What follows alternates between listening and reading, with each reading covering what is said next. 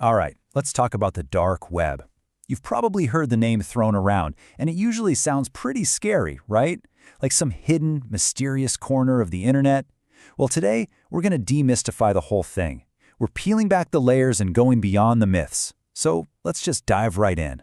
But before we go any further, I want you to think about something.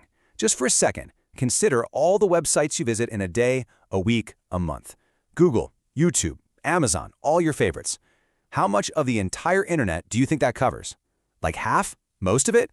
Well, the actual answer, it's probably going to shock you. Check this out. Everything you and I know, everything a search engine like Google can find, that's the surface web, and it's barely 5 to 10% of the internet.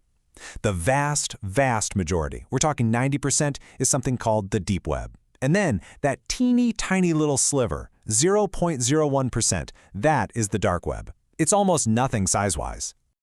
So here's our game plan for today. First, we're going to break down these hidden layers. Then we'll get into the nitty-gritty of how the technology behind it all works. After that, we'll uncover its super surprising origin story.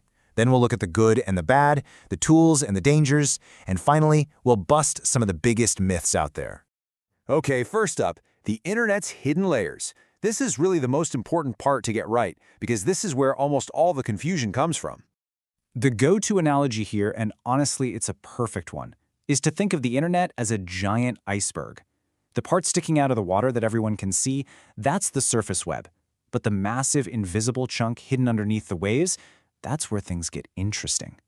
And this table just lays it all out. The surface web is everything you get to through a standard browser. But the deep web, that huge 90%, that's not sinister stuff. It's just things behind a password. Think about your email inbox, your online bank account, your Netflix profile. You're on the deep web all the time. The dark web is something different. It's a tiny piece of the deep web that's been intentionally hidden, and you need special software just to get there. Okay, so that brings us to the next big question. How in the world do you hide a part of the internet? Well, it all comes down to some really clever technology designed for total secrecy. So here's the key. The dark web is defined by how you access it. It's a network of websites that looks normal, but it's running on a special layer of the internet that's built from the ground up to hide who you are and where you're connecting from. The most common software people use for this is called Tor, which actually stands for the onion router. And the best way to picture what Tor does is to imagine a secret, constantly changing network of tunnels. When you use it, your internet traffic doesn't go straight from A to B. Oh no, it takes a much, much sneakier route. And this is why it's called the onion router. Your data gets wrapped in multiple layers of encryption, just like an onion. Then it's bounced randomly through a series of computers run by volunteers all over the world. Each computer or node only knows where the data just came from and where it's going next.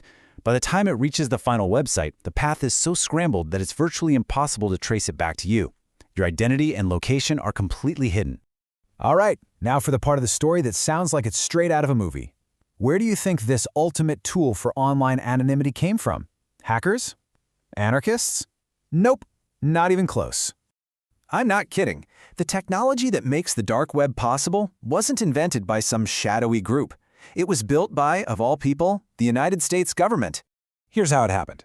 In the mid-90s, the U.S. Navy needed a way for its intelligence agents to communicate online securely without anyone knowing who they were. So they developed onion routing. But they quickly realized a huge problem. If only spies are using your secret network, it's pretty obvious who the spies are. The only way to provide real cover was to open it up so anyone could use it. So in 2004, they released the code to the public. And that's how the Tor project was born. And that strange beginning leads us directly to the central conflict of the dark web. This tool, built for security, has two completely different faces. It's both a powerful tool and a dangerous one. On the one hand, this level of anonymity is an absolute lifeline. Journalists use it to talk to sources safely. Activists living under oppressive governments use it to organize without being watched. Law enforcement even uses it to conduct undercover stings. Heck, even Facebook runs its own .onion site, so people in countries with heavy censorship can access it securely. But, and this is a huge but, that same powerful anonymity also creates the perfect shadow for illegal activity to thrive. It's become infamous for black markets like the Silk Road, where you could buy anything from drugs to weapons. It's a hotbed for selling stolen credit cards, for cybercrime tools, and all kinds of nasty scams. So just how much of it is bad? Well, studies estimate that around 57%, more than half, of the sites on the dark web host some kind of illegal material. So while the legitimate uses are really, really important, there's no denying that criminal activity is a massive part of that ecosystem. Okay, let's bring this all home. In our last section, we're going to put myth against reality and make sure you walk away with a crystal clear idea of what the dark web is and what it isn't. The single biggest myth out there is that the dark web is this gigantic alternate internet. People imagine this vast, scary underworld that's even bigger than the normal web. But the reality, as we saw right at the beginning, is that it's tiny, just 0.01%. The myth comes from people confusing the dark web with the deep web. Remember, the deep web is massive, but the dark web itself is just a very, very small neighborhood within it. Let's just lock this in one more time, because if you remember one thing, make it this. The deep web, huge, mostly harmless, and you access it with a simple login. The dark web, tiny, a mixed bag of legal and illegal stuff, and you need special software like Tor to get in. Getting these two mixed up is the #1 mistake.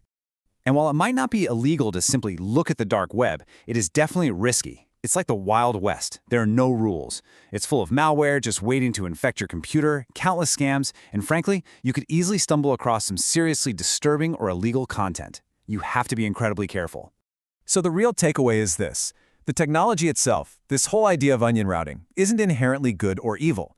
It's a neutral tool. It's a hammer. You can use a hammer to build a house, or you can use it to break a window. Its nature is completely defined by the person who's using it.